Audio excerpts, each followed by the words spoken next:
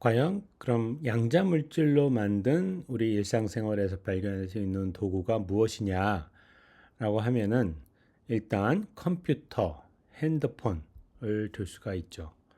왜냐? 컴퓨터, 핸드폰 속에는 무수히 많은 반도체 부품이 들어가 있고 그 반도체가 다름 아닌 대표적인 양자 물질이기 때문입니다.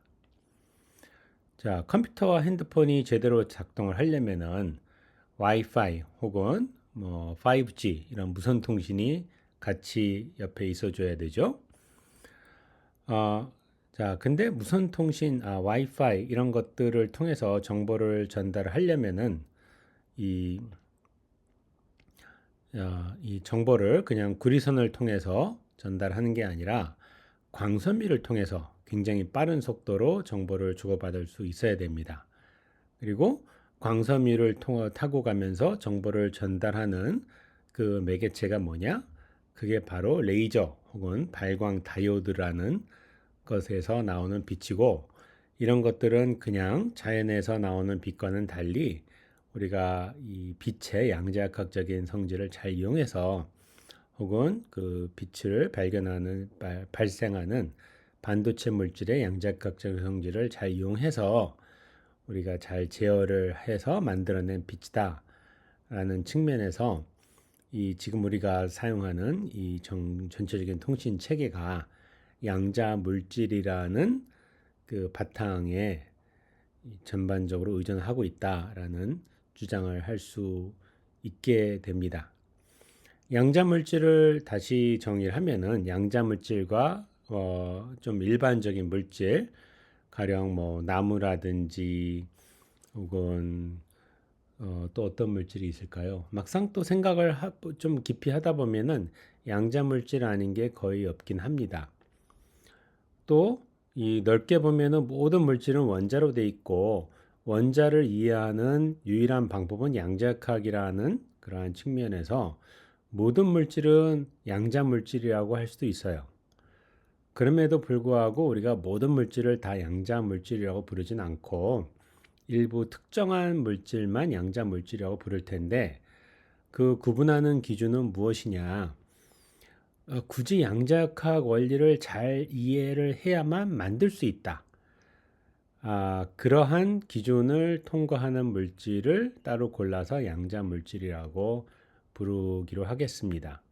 가령 유리 굉장히 투명성이 좋은 유리를 만들고 또 우리 핸드폰을 보호하는 그러한 유리를 만들고 하는 것도 대단한 첨단 기술이긴 하지만은 제가 알고 있는 바로는 굳이 양자역학적인 지식을 갖고 있어야만 좋은 유리를 만들 수 있는 것은 아닙니다.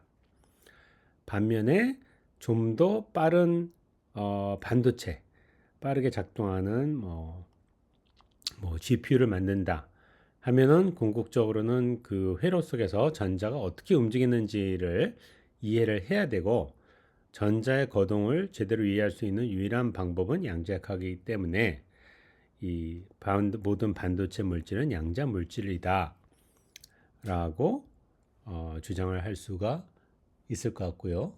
질문 있나요? GPU가 뭐예요? GPU는 Graphic Processing Unit이라는 이 말의 약자인데, 요즘 그 인공지능, 특히 인공지능과 관련된 연산을 할 때 꼭 필요한 어떤 계산을 전담하는 컴퓨터 칩이다, 컴퓨터 회로다, 이렇게 설명을 할 수가 있겠습니다. 그리고 먼저 시간에도 잠깐 강조를 했지만은 양자역학 이전의 물질은 우리가 땅 속에서 혹은 자연에서 캔다라는 성격이 강했다면은 양자역학 이후에 중요하게 등장한 물질들은 우리가 일단 공학적으로 이론적으로 설계를 하고 그 설계도에 따라서 합성을 한다 혹은 제조한다, 이런 측면이 강하다고 볼 수 있습니다. 그리고 물론 옛날 물건을 좀 더 개선해서 사용하는 경우도 굉장히 많죠. 그리고 여기서 옛날 물건이란 걸 어떻게 정의를 내릴 수가 있느냐? 석기 시대, 청동기 시대, 철기 시대, 전기 시대, 등등을 거쳐서 우리가 축적해온 그러한 물건들의 종합을 옛날 물건이라고 볼 수가 있고, 옛날 물건이 중요한 역할을 하지 않는 거냐? 전혀 그렇지 않죠. 그런 것들이 여전히 중요한 역할을 하면서 그 위에 양자역학의 원리를 따른 양자 물질로 만든 물건들이 또 새로운 역할을 하고 있다. 지난 100년간 새로운 역할을 해왔다. 이렇게 보는 것이 맞습니다.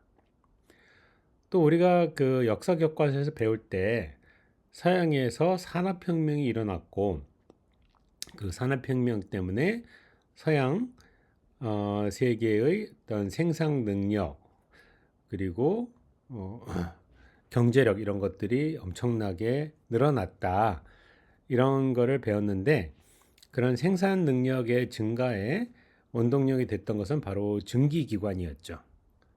근데 요즘은 증기기관이라는 거를 거의 못 들어봤을 겁니다. 왜냐면은 증기를 사용하던 것이 대부분 전기 혹은 뭐 석유를 이용한 기관으로 대체가 됐기 때문이죠. 자, 그러면은 증기 문명은 증기 기관이 세상을 지배하던 그러한 증기 문명은 이제 이 멸종된 거네, 사라진 거네 이렇게 생각을 또 할 수가 있겠죠? 근데 또 그게 그렇지 않습니다. 왜냐? 전기 문명의 토대가 되는 것은 전기고 전기는 발전소에서 만들어지죠. 근데 전기가 만들어지는 과정을 보면은 거기에 거대한 터빈이란 게 있어서 그 터빈이 굉장히 빠른 속도로 회전을 하면서 전기를 만들어냅니다. 그러면은 무엇이 터빈을 회전을 시키느냐? 바로 엄청난 압력으로 그 터빈을 지나가는 수증기가 그 역할을 합니다. 그럼 수증기는 어디서 나오느냐? 물을 끓여서 나오죠.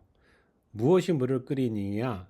석탄 혹은 원자력으로부터 발생하는 에너지를 이용해서 물을 끓입니다. 그러면은 굉장히 많은 양의 물이 수증기로 바뀌고 그 수증기가 터빈을 돌려서 우리 가정에 혹은 우리 산업체에 전기를 전달을 하는 겁니다. 다시 말하면은 그 증기 기관의 기본 원리라는 것이 여전히 전기를 발전하는 데에 조용히 숨어서 중요한 역할을 하고 있다라고 할 수가 있고, 그래서 증기 문명의 어떤 잔재도 여전히 지금 우리 현재 우리가 누리는 문명 속에서 중요한 역할을 하고 있다. 이렇게 볼 수가 있습니다.